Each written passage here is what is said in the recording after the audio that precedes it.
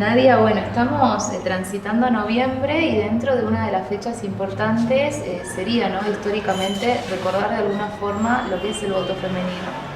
Sí, bueno, sería importante, digamos, retomar que en este mes se recuerda las primeras elecciones presidenciales en donde las mujeres han podido emitir su voto por primera vez y también han podido ser elegidas por primera vez para acceder a cargos políticos.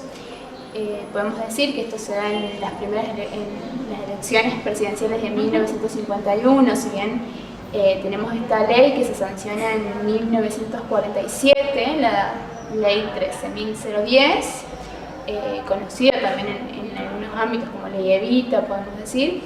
Es una ley que le reconoce por primera vez la posibilidad de votar a las mujeres y, como decía antes, de ser elegidas para poder cumplir con cargos políticos.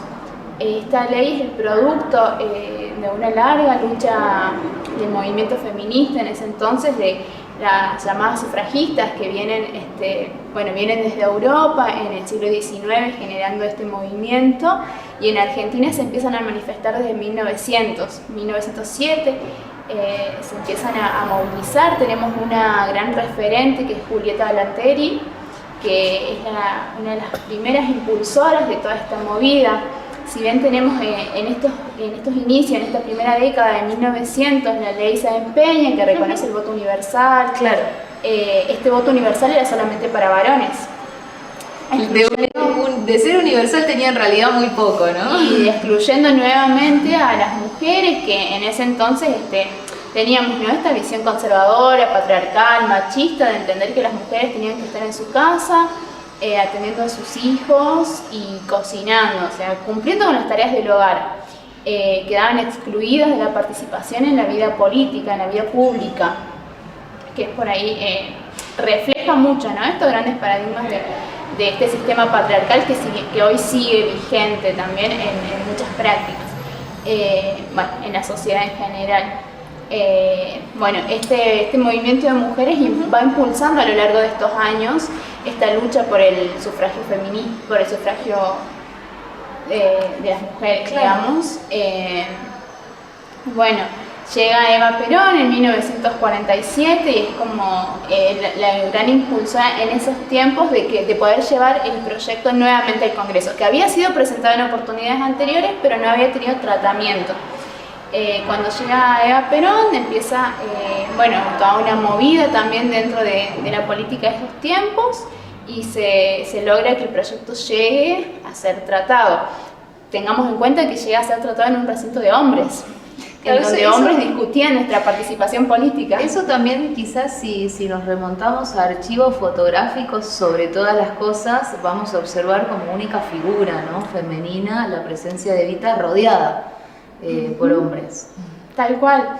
Incluso volviendo hacia archivos, como bien decías, tenemos videos en los que salen discutiendo y discuten nuevamente esto, ¿no?, el rol de la mujer, que la participación política nuestra rompía todos estos esquemas de familia. Y la mujer iba a salir de la vida privada, del ámbito privado, iba a descuidar las tareas del hogar, iba a descuidar los hijos. Entonces era esa la discusión en esos tiempos, y también esto de la capacidad de nosotros para poder participar activamente en la vida política, entender que se sancionaban leyes sobre nosotras sin nuestra participación, y que hasta ese momento podemos entender que no éramos consideradas ciudadanas en pleno, también entendiendo este paradigma. Incluso hasta ese momento los padrones, claramente no figurábamos, y los hombres tenían unas libretas de enrolamiento. Cuando viene la ley, claro, se tiene que mandar a empadronar a las mujeres, a hacer censos, que lo hace el mismo movimiento de mujeres de ese entonces, y se crean los nuevos documentos para que las mujeres podamos votar. O sea, hasta esa importancia, entender que recién con este hecho tenemos un documento nacional de identidad, por ejemplo. Como eso, por ahí es la importancia, o entender que ya estábamos en 1950, o sea, mucho. Sí, porque si nos ubicamos dentro de un bloque histórico, no es mucho tiempo. A en realidad es un periodo bastante corto y que prácticamente es muchas veces impensado, ¿no? Por ahí nuestras abuelas que han transitado los dos procesos quizás puedan dar testimonio de este cambio tan grande, de este antes y después, pero generaciones como las nuestras es como impensado. Exactamente, y más cuando, a ver, hoy tenemos una participación tan grande de las mujeres en todos los espacios de la vida política, civil, en organizaciones sociales, gremios, y entender que hasta ese entonces, como vuelvo a esto, nuestra tarea, nuestra misión estaba relegada a un ámbito privado. Claro. Y entender que no teníamos derecho a la educación, no podíamos acceder a cargos públicos, no teníamos derecho sobre nuestros hijos, todo lo que, también entender la importancia, ¿no?, de las mujeres, de la lucha de las mujeres organizadas que han ido logrando estas conquistas. Si bien Eva Perón es la figura más pública que lleva el voto, entender que antes hubo todo un movimiento de mujeres, anarquistas, de otras fuerzas políticas, que también lo han impulsado y que han estado ahí detrás luchando, y que por ahí, haciendo un paralelo, nos vienen luchas de hoy, que tenemos nuevamente un movimiento de mujeres organizado que, bueno, hoy lucha por conquistar otro derecho, y que si bien hemos avanzado a lo largo de estos años, todavía tenemos pendientes derechos como ciudadanas que nos reconozcan plenamente.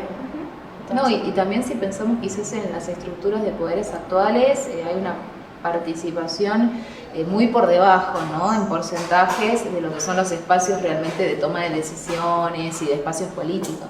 Totalmente, y a ver, es esto nuevamente, los espacios de poder hoy están integrados en su mayor parte por hombres, y es lo que, si bien las mujeres hemos avanzado mucho, todavía siguen habiendo esas luchas de por qué no podemos ocupar ciertos espacios y por qué les cuesta tanto a los compañeros relegar esos espacios y cuestionar también esos privilegios que son de género. Nosotras, por el solo hecho de ser mujeres, tenemos menos posibilidades, menos salarios, estamos más expuestas a la violencia, y ellos claramente han tenido un camino más fácil en general, digamos.